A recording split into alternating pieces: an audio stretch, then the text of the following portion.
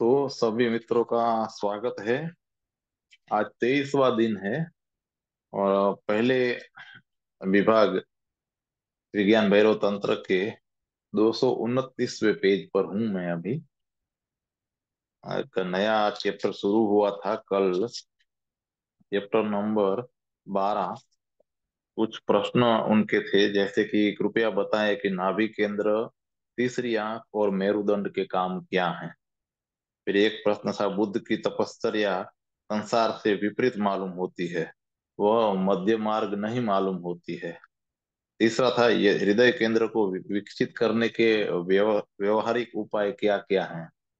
चौथा था, क्या प्रेम में भी मध्य मार्ग पकड़ना चाहिए या फिर प्रेम और ध्रुणा की ध्रुवीय अति को छूना चाहिए। तो ये कुछ प्रश्न थे जिसके भगवान जवाब दे रहे थे। हमने पहले प्रश्न का जवाब थोड़ा पढ़ा था, वहीं से मैं आगे बढ़ाता हूँ। तो भगवान कहते हैं, तो जब तुम्हें काम वासना महसूस हो, अपनी आंखें बंद कर लो और भाव करो कि तुम्हारी ऊर्जा काम केंद्र की ओर बह रही है। उसे अपना ध्यान बना लो, अपने को काम केंद्र में केंद्रित अनुभव करो। तब अचानक तुम ऊर्जा की गुणवत्ता में बदलाहट पाओगे। तब काम ऊर्जा विसर्जित हो जाएगी और काम केंद्र ज्योतित हो उठेगा, ऊर्जा से भर जाएगा, जीवंत हो उठेगा। और इसी केंद्र पर तुम्हें तुम्हारा जीवन अपने शिखर पे मालूम होगा। तुम अगर सच में केंद्रित हुए तो उस क्षण काम वासना बिल्कुल भूल जाएगी और तुम्हारी ऊर्जा काम केंद्र से लेकर तुम्हारे पूरे शरीर में प्रवाहित होने लगेगी, यहाँ तक कि शरीर के पार जाकर पूरे ब्रह्मांड में भी फैलने लगेगी। और अगर तुम काम केंद्र पर समग्रता से केंद्रित हो तो तुम अचानक अपने मूल स्रोत नाभि केंद्र में उतर जाओगे। तंत्र ने काम केंद्र का उपयोग किया है और मैं समझता हूँ कि मनुष्य के रूपांतरण के लिए तंत्र सर्वाधिक वैज्ञानिक मार्ग है। यह इसलिए कि काम वासना का उपयोग वैज्ञानिक है।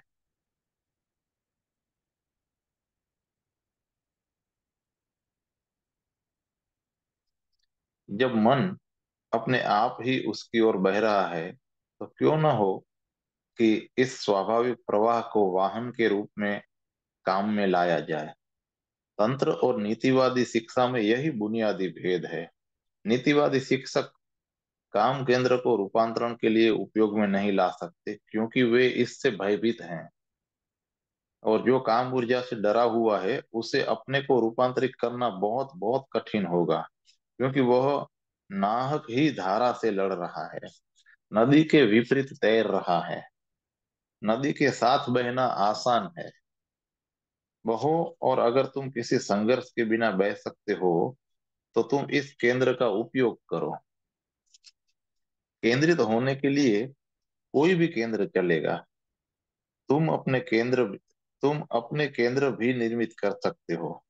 परंपरावादी होने की भी जरूरत नहीं है। सभी केंद्र उपाय हैं, केंद्रित होने के उपाय। और जब तुम केंद्रित हो जाओगे, तुम अपनी ही नाभि केंद्र पर सड़क पर पहुंच जाओगे।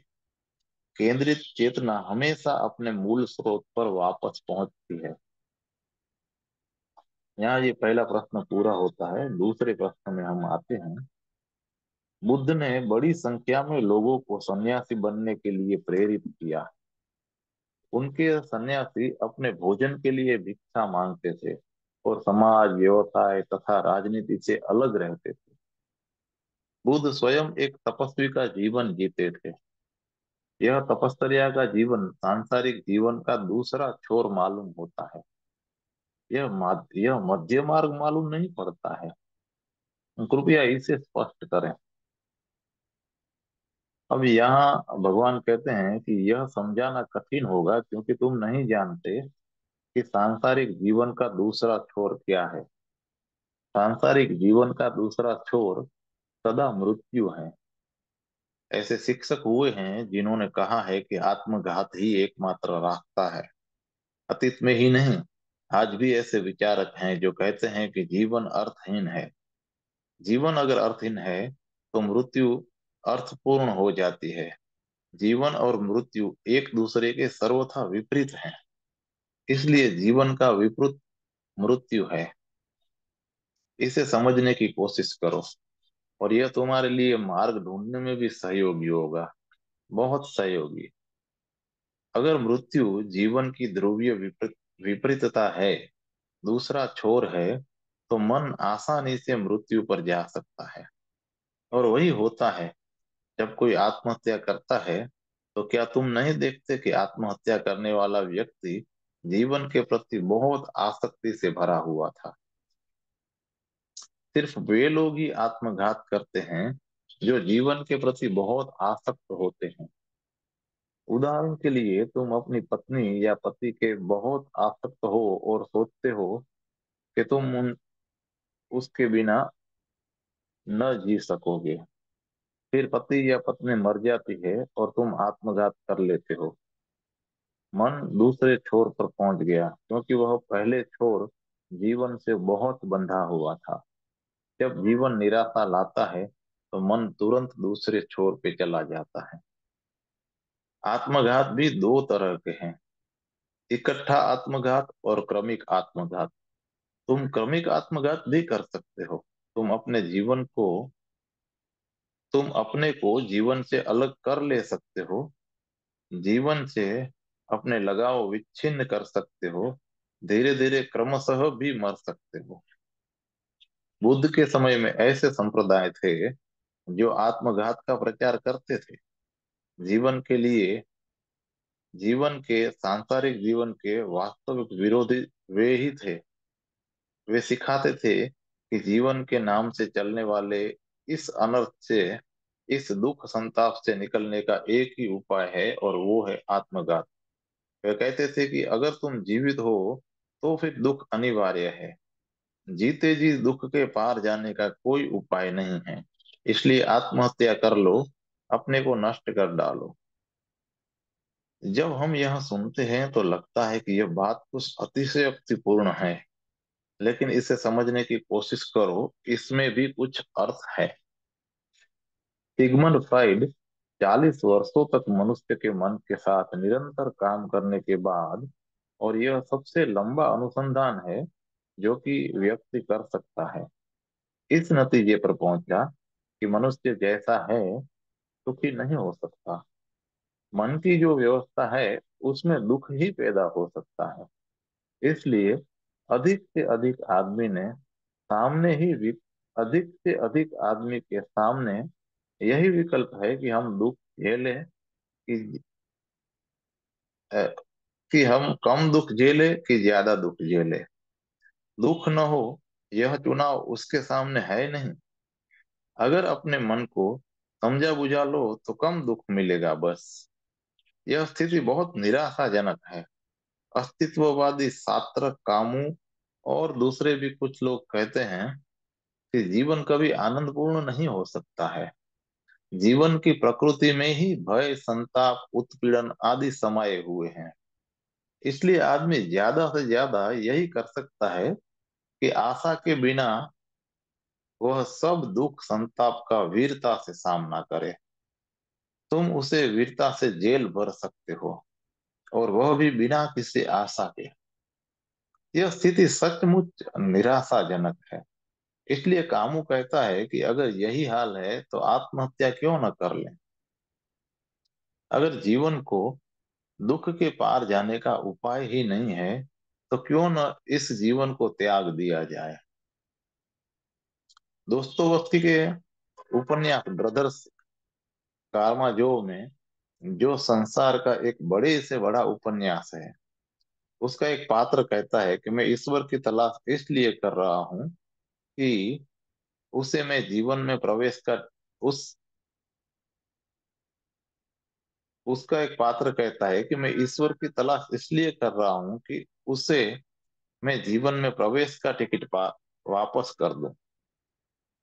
मैं यहाँ नहीं रहना चाहता हूँ।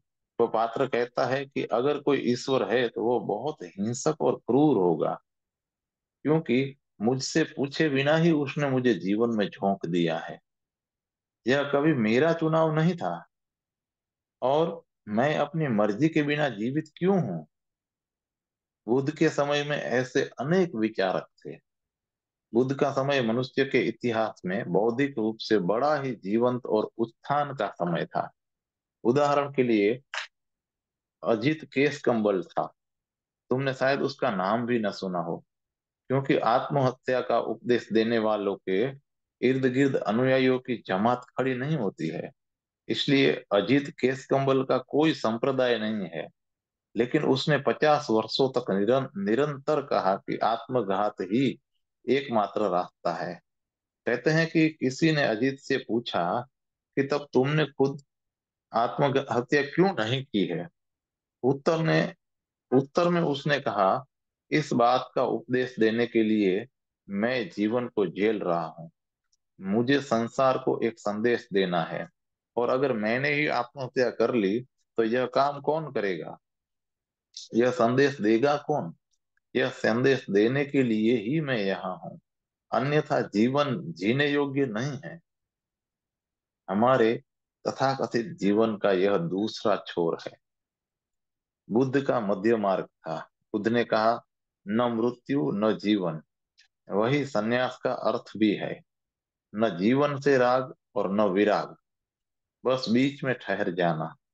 इसलिए बुद्ध कहते हैं कि मध्य में, ठीक मध्य में होना सन्यास है। सन्यास जीवन का निषेध नहीं है।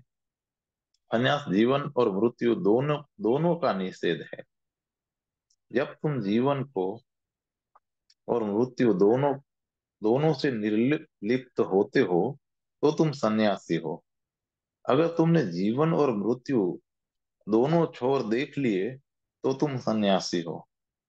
बुद्ध ने सन्यास की दीक्षा मध्य मार्ग की दीक्षा दी है। सन्यासी यथार्थ में जीवन के विरोध में नहीं है। अगर है तो वह सन्यासी नहीं है। तब वह रुग्ण चित्त है, वह दूसरी अति पर चला गया है। एक सन्यासी की चेतना बहुत संतुलित होती है, मध्य में होती है। अगर जीवन दुख है तो मन कहता है कि दूसरे छोर पर चलो, मृत्यु का वर्ण करो। लेकिन बौद्ध चिंतन में जीवन दुख इसलिए है क्योंकि तुम अति पर हो। जीवन दुख है क्योंकि वह एक अति है, और मृत्यु भी दुख होगी क्योंकि वह दूसरी अति है। जबकि आनंद मध्य में है। आनंद संतुलन है। सन्यासी संतुलित मनुष्य है। न वह दाईं ओर झुकता है, न वह बाईं ओर झुकता है। वह न वामपंथी है और न दक्षिण पंथी पंथी वह ठीक मध्य में रहता है, शांत, अचल, चुनाव रहित और केंद्रस्थ। इसलिए चुनाव ही मत करो। चुनाव दुख है। अगर तुमने मृत्यु चुनी तो दुख चुना, और अगर तुमने जीवन चुना तो भी दुख चुना।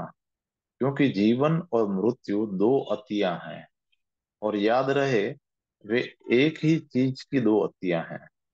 वे सच में दो नहीं हैं। जीवन और मृत्यु एक ही चीज के दो ध्रुव हैं, दो छोर हैं। और अगर तुम एक को चुनोगे तो दूसरे छोर के विरोध में जाना पड़ेगा। उससे ही दुख पैदा होता है, क्योंकि जीवन में मृत्यु निहित है। तुम मृत्यु को चुने बिना जीवन को नहीं चुन सकते हो। कैसे चुनोगे? जिस क्षण तुमने जीवन को चुना, मृत्यु भी चुन ली गई। उससे ही दुख उपजता है,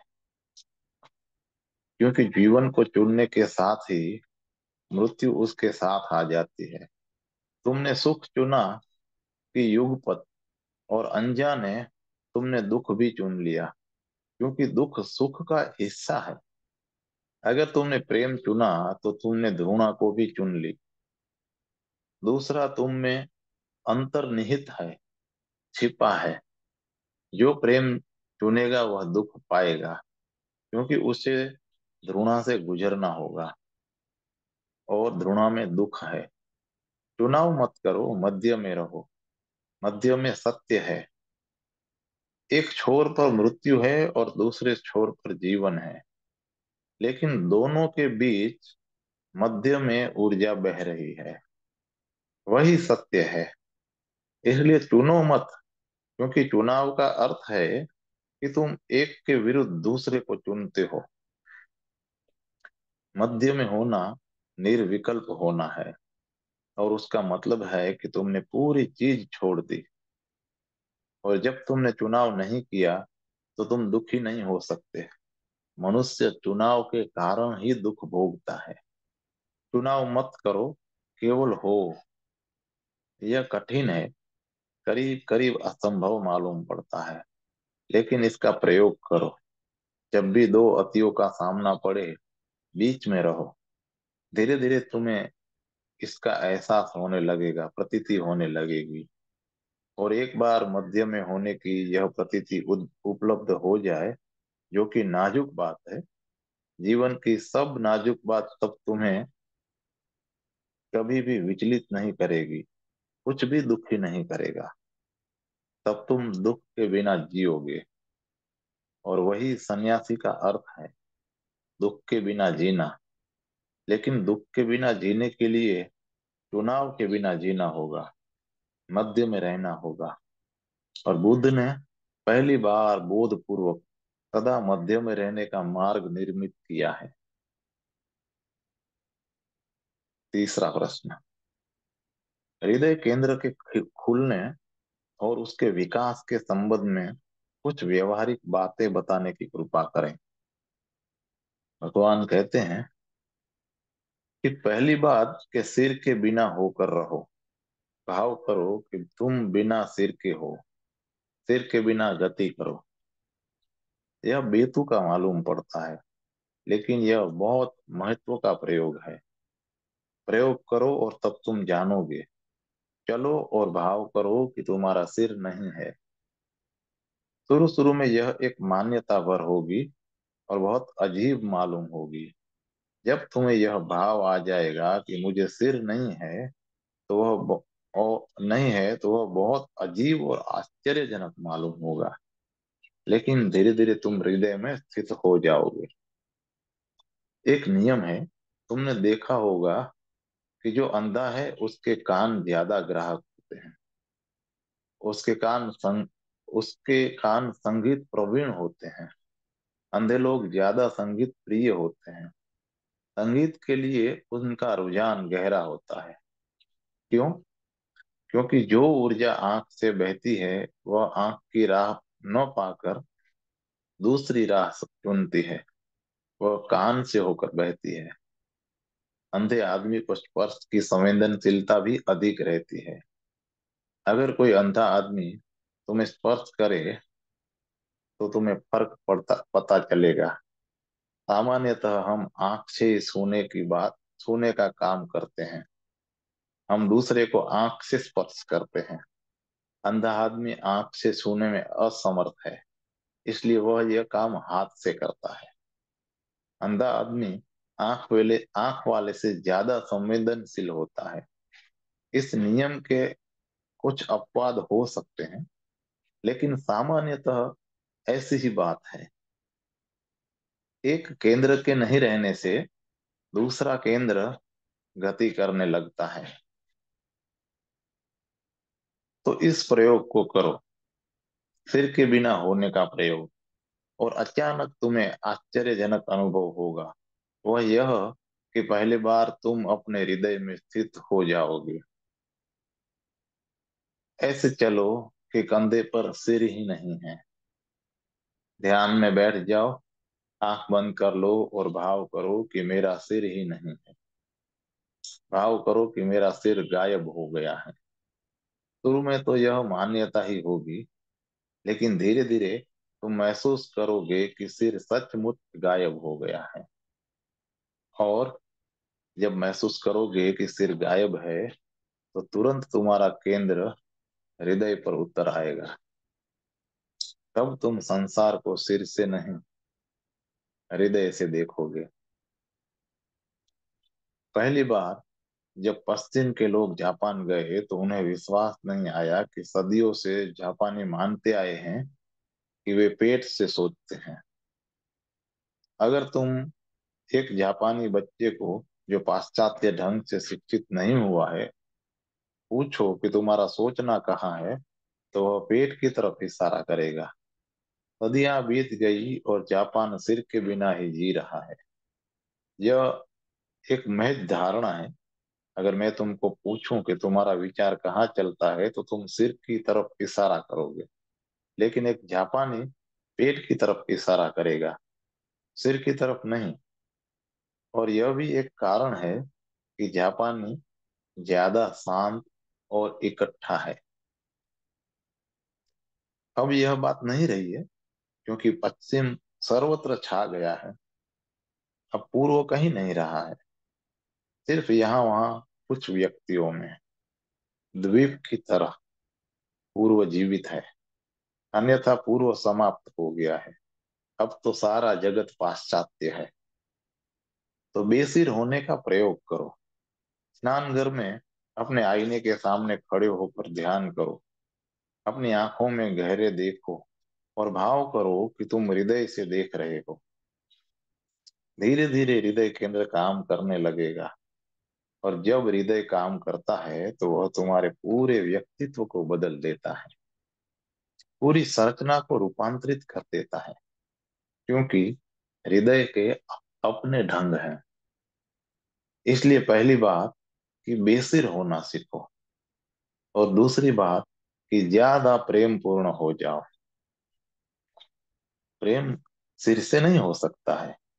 यही कारण है कि जब कोई प्रेम में होता है तो वह अपनी बुद्धि खो बैठता है। लोग कहते हैं कि वह पागल हो गया है। अगर तुम पागल नहीं हो और प्रेम में हो तो यथार्थ में तुम प्रेम में नहीं हो। सिर को तो खोना ही होगा।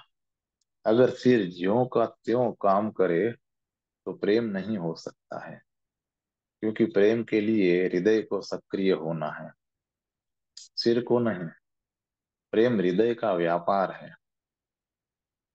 ऐसा होता है कि जब कोई बुद्धिमान आदमी प्रेम में पड़ता है तो मूड हो जाता है। उसे स्वयं लगता है कि मैं किसी मूढ़ता में पड़ गया हूँ, मैं क्या कर रहा हूँ। तब वो अपने जीवन को दो खंडों में बांट लेता है। एक विभाजन पैदा होता है, उसका हृदय मौन और आत्मीय बना रहता है। जब वह अपने घर से बाहर जाता है तो वह अपने हृदय से बाहर आ जाता है और संसार में सिर के सहारे जीता है। और वह हृदय के पास फिर तभी आता है जब प्रेम करता होता है। लेकिन यह कठिन है, बहुत कठिन है, और सामान्यता ऐसा नहीं होता है। मैं कलकत्ता में एक मित्र के घर ठहरा था। वे मित्र हाई कोर्ट के जज थे। उनकी पत्नी ने मुझसे कहा कि मेरी एक ही समस्या है जिसमें आपकी मदद चाहती हूँ। मैंने पूछा कि समस्या क्या है। उसने कहा कि मेरे पति आपके मित्र हैं और वे आपको प्रेम और आदर करते हैं। इसलिए अगर आप उनसे कुछ कहेंगे तो उससे मेरी मदद हो जाएगी। फिर मैंने पूछा कि उन्हें क्या कहना है। उसने कहा कि वे बिस्तर में भी हाई कोर्ट के जज बने रहते हैं। मुझे तो अब तक प्रेमी मित्र या पति नहीं मिला है। वे दिन के 24 घंटों जज बने रहते हैं। कठिन है, अपनी कुर्सी से नीचे उतरना कठिन है। वह एक फिक्स्ड एटीट्यूड बन जाता है। अगर तुम दुकानदार हो तो बिस्तर में भी दुकानदार ही बने रहते हो। अपने भीतर दो व्यक्तियों का दो व्यक्तियों को समाना और संभालना कठिन हो जाता है। और अपने रवैये को किसी भी समय और पूरी तरह और संतुल और तुरंत बदलना कठिन हो जाए। लेकिन प्रेम में तो तुम्हें सिर के नीचे उतरना ही होगा। तो इस ध्यान के लिए ज्यादा से ज्यादा प्रेम पूर्ण हो। और जब मैं प्रेम पूर्ण होने को कहता हूँ तो उसका मतलब है कि अपने संबंध की गुणवत्ता बदलो, उसे प्रेम पर आधारित करो। न सिर्फ अपनी पत्नी, बच्चे या मित्र के प्रति, बल्कि पूरे जीवन के प्रति अधिक प्रेम पूर्ण हो। यही कारण है कि महावीर और बुद्ध ने अहिंसा की बात की। वह जीवन के प्रति प्रेम पूर्ण दृष्टि निर्मित करने का उपाय था। जब महावीर चलते हैं तो उन्हें ध्यान है कि एक चींटी भी न मर जाए। क्यों? यह चींटी की बात नहीं है, वे सिर से हृदय में उतर रहे हैं। वे पूरे जीवन के प्रति प्रेम की दृष्टि निर्मित कर रहे हैं। जितना ही तुम्हारा संबंध, सभी संबंध प्रेम पर आधारित होगा, उतना ही तुम्हारा हृदय केंद्र सक्रिय होगा। और जब वह सक्रिय होगा तो तुम और ही निगाह से संसार को देखने लगोगे, क्योंकि संसार को हृदय से देखने का ढंग और ही है। मन उस ढंग से कभी नहीं देख सकता। मन के लिए वह असंभावना है। मन तो सिर्फ विश्लेषण कर सकता है, हृदय संश्लेषण कर सकता है। मन सिर्फ काट छांट और विभाजन करता है, मन बांटता है, हृदय एक करता है। जब तुम हृदय से देखते हो तो समस्त ब्रह्मांड अद्वैत अखंड मालूम होता है। और जब तुम उसे मन से देखते हो तो संसार आणविक हो जाता है। उसमें कोई एकता नहीं रहती, अणु ही अणु रहते हैं। हृदय एकता का अनुभव देता है, वह जोड़ता है, और उसका ही आत्यंतिक संश्लेषण परमात्मा है। अगर तुम हृदय से देखो तो सारी सृष्टि एक दिखती है, और वही एकता ही परमात्मा है। यही कारण है कि विज्ञान ईश्वर को नहीं खोजता है, वह असंभव है।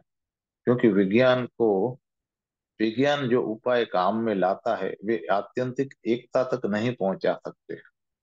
विज्ञान की पूरी विधि है बुद्धि, विश्लेषण और विभाजन। इसलिए विज्ञान अणु, परमाणु और इलेक्ट्रॉन पर पहुंच जाता है, और विज्ञान बांटता ही जाएगा। वह कभी समग्र की जैविक एकता को नहीं प्राप्त कर सकता। सिर के द्वारा समग्र को देखना असंभव है। तो ज्यादा से ज्यादा प्रेम दो। याद रहे, जो भी तुम करो उसमें प्रेम की गुणवत्ता समाई हो, उसका सतत स्मरण बना रहे।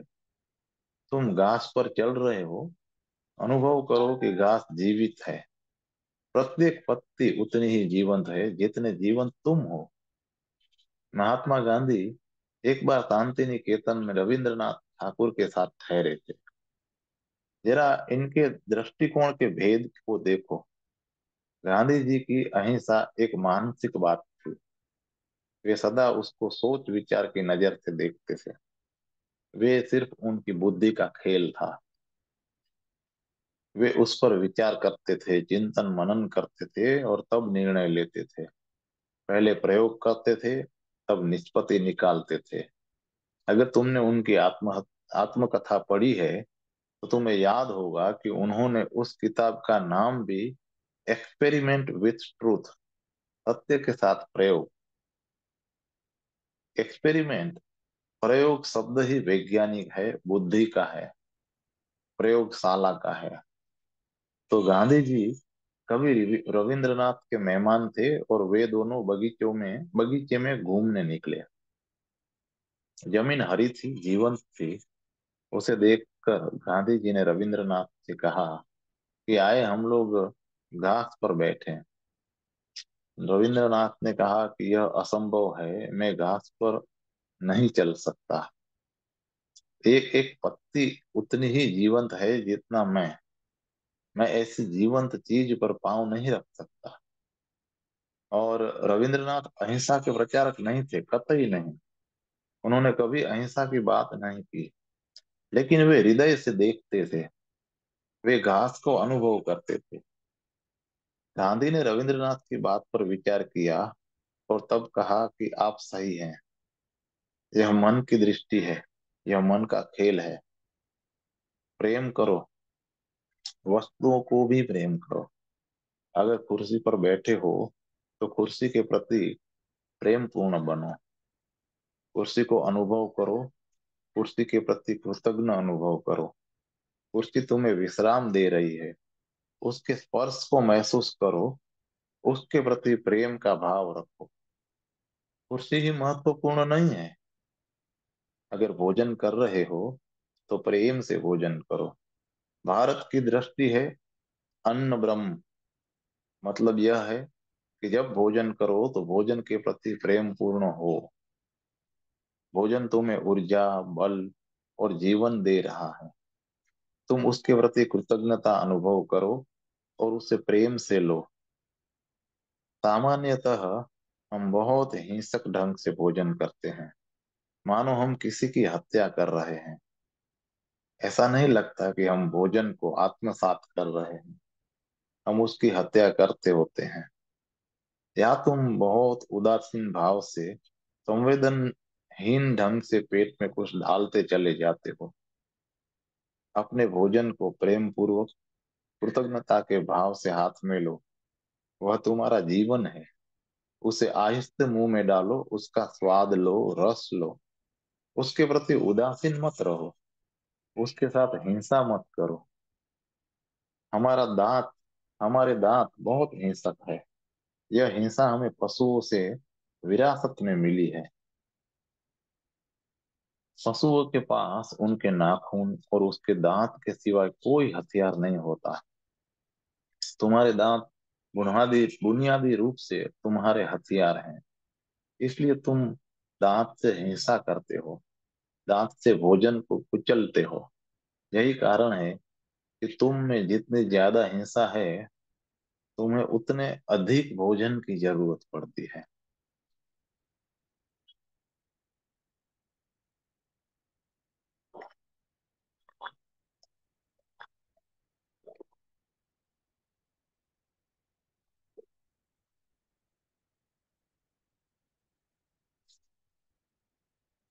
लेकिन आखिर भोजन की एक सीमा है। इसलिए आदमी सिगरेट पीता है या पान खाता है, वह भी हिंसा है। उसमें भी रस है, क्योंकि तुम दांत से किसी को पीस रहे हो, मिटा रहे हो। चाहे वह तंबाकू हो या पान ही क्यों न हो, वह हिंसा का ही एक ढंग है। तो जो भी करो, प्रेम पूर्वक करो, उदासीन मत रहो। तब तुम्हारा हृदय केंद्र सक्रिय होगा। तब तुम हृदय में गहरे उतर जाओगे। पहली बात हुई सिर विहीन होना। दूसरी बात प्रेम करना। और तीसरी बात कि अपने सौंदर्य बोध को बढ़ाओ। सौंदर्य के प्रति, संगीत के प्रति, हृदय को छूने वाली चीजों के प्रति ज्यादा संवेदनशील बनो। अगर यह दुनिया गणित से बढ़कर संगीत में प्रशिक्षित हो तो मनुष्यता ज्यादा भली होगी। अगर मन दर्शन शास्त्र से बढ़कर काव्य में प्रशिक्षित हो तो मनुष्यता ज्यादा भली होगी।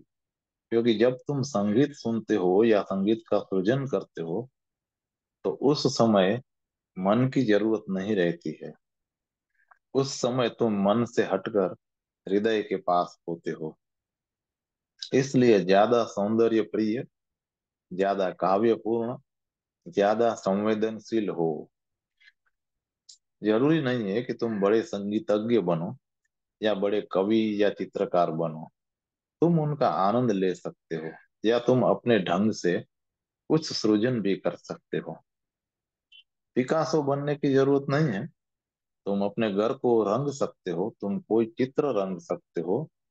अलाउद्दीन खां जैसे संगीत सम्राट होने की जरूरत नहीं है। लेकिन तुम अपने घर बैठे तो कुछ बजा सकते हो। तुम बांसुरी तो बजा सकते हो, चाहे बहुत कुशल न भी हो। लेकिन कुछ करो जो हृदय से संबंध रखता हो। गाओ, नाचो, कुछ करो जो हृदय से जुड़ा है। हृदय की दुनिया के प्रति ज्यादा संवेदनशील हो। और संवेदनशील होने के लिए बहुत कुछ नहीं चाहिए। एक गरीब आदमी भी संवेदनशील हो सकता है। उसके लिए धन जरूरी नहीं है। संवेदनशील होने के लिए महल जरूरी नहीं है। समुद्र तट पर पड़े पड़े भी संवेदनशील हो सकते हो। रेत के प्रति, सूरज के प्रति, लहरों के प्रति, हवा, पेड़ और आकाश के प्रति संवेदनशील हो सकते हो। संवेदनशील होने के लिए सारा संसार पड़ा है। इसलिए ज्यादा से ज्यादा संवेदनशील, जीवंत और सक्रिय रूप से जीवंत बनो। दुनिया बहुत निष्क्रिय हो गई है। तुम सिनेमा जाते हो, कोई दूसरा तुम्हारे लिए कुछ कर रहा है और तुम वहां महज बैठ कर देखते हो। कोई पर्दे पर प्रेम कर रहा है और तुम देख रहे हो। तुम महज देखते हो, निष्क्रिय और मृत।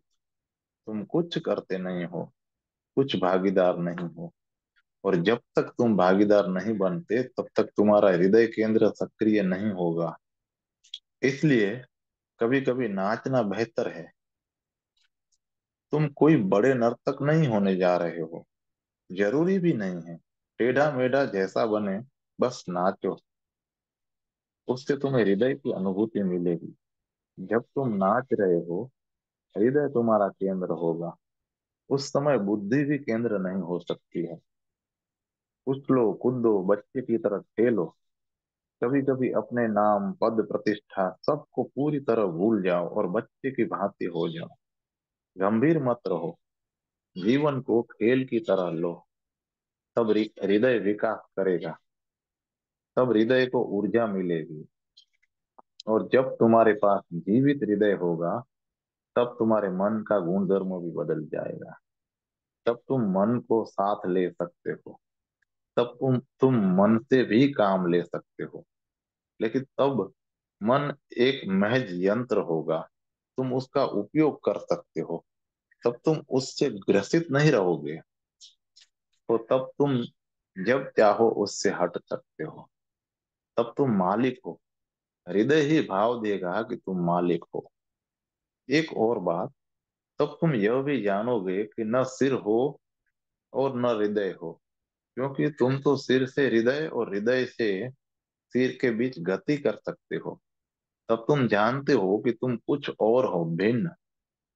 अगर तुम सिर में ही हो और उससे अन्यत्र न जाओ तो तुम सिर से एकात्म हो जाओगे।